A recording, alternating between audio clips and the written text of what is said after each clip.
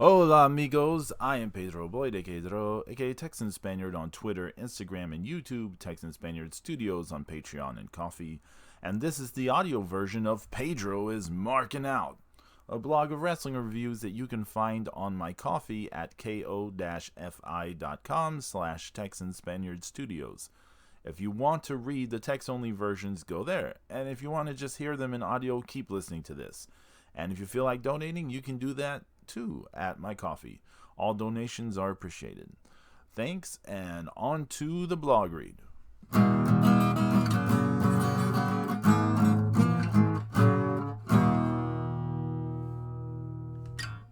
Hola amigos, I've got some wrestling to watch, so you know what that means. Pedro is marking out. Here are my thoughts about a very special episode of Ring of Honor. Ring of Honor Wrestling episode 500. We open with a cool little video going over the history of Ring of Honor and hyping up this special 500th episode. Very cool. Then Quinn McKay runs down the show and we get to a great promo by Jay Lethal about 500 episodes, about his feelings of wrestling against his friend and tag team partner, and he really hypes this matchup with epic music in the background. After this promo, I was hyped up. Then we get Jonathan Gresham's promo and he hypes up Jay Lethal to legendary status, thus hyping up this match, and this was also set to epic music. The epic music is working. I'm ready for this. Very hyped. Let's do this. Pure championship match. Champion Jonathan Gresham versus the challenger Jay Lethal. Oh my goodness, this was damned good. I just love the Pure Rules division. It produces such compelling and engaging matches. It is really great. These two put on a technical wrestling clinic with both guys destroying each other's shoulders very effectively. About 10 minutes in, Lethal's shoulder is in really bad shape, so he enacts a strategy to force Gresham to use up all his rope breaks. A pinfall near the ropes, a Boston Crab near the ropes, a crossface into the rings of Saturn near the ropes. He forces Gresham to use up every one of his rope breaks, and this seems to send Lethal's confidence soaring, and Gresham now seemed in big trouble. And then, when Lethal's definitely got the strong advantage and the victory within his sight, is when Gresham surprises him with a roll-up, one that would require Lethal to kick out with his shoulder, which, as we know, is still injured from earlier in the match, and he can't do it. Gresham gets the flash pin victory. I'll admit the flash pin was a little unsatisfying at first, but as I thought about the story of what they were putting together, you know what? It was the only logical way for this to end, with Gresham retaining and Lethal looking strong still. Very good match. Both men shake and hug it out afterwards, and yeah, that was really good pro wrestling. 3.5 stars from me. I dug it.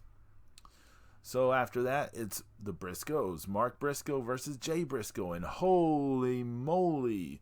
If Gresham Lethal was a feast for technical wrestling, then this Briscoe versus Briscoe match was a feast for the spectacle and carnage side of pro wrestling.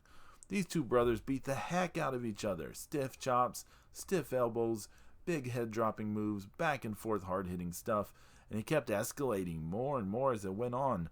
Mark tried to avoid Jay's neck targeting moves late because he knows that sets up the Jay Driller, but while he escaped it for a time and hit a froggy elbow, Jay is a persistent fighter and he escaped a cutthroat driver and hits his neck breakers and then the Jay Driller. And oh my god, Mark survived the Jay Driller. Huge near fall moment.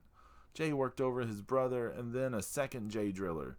But this time Mark rolled out of the wing before Jay could make the cover. Jay followed him up outside, and remember that escalation?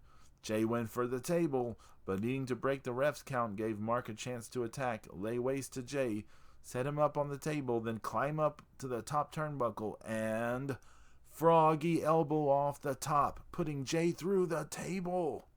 Holy moly. Both men were dead, wiped out from this.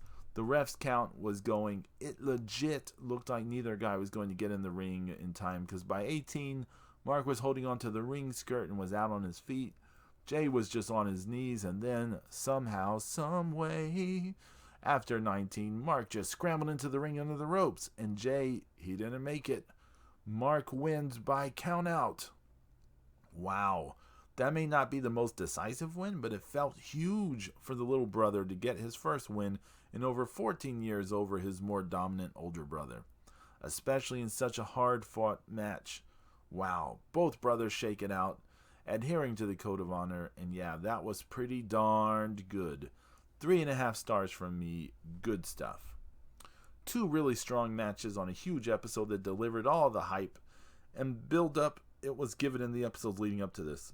I recommend y'all watch this episode. I definitely marked out. Catch y'all the next time I catch some wrestling.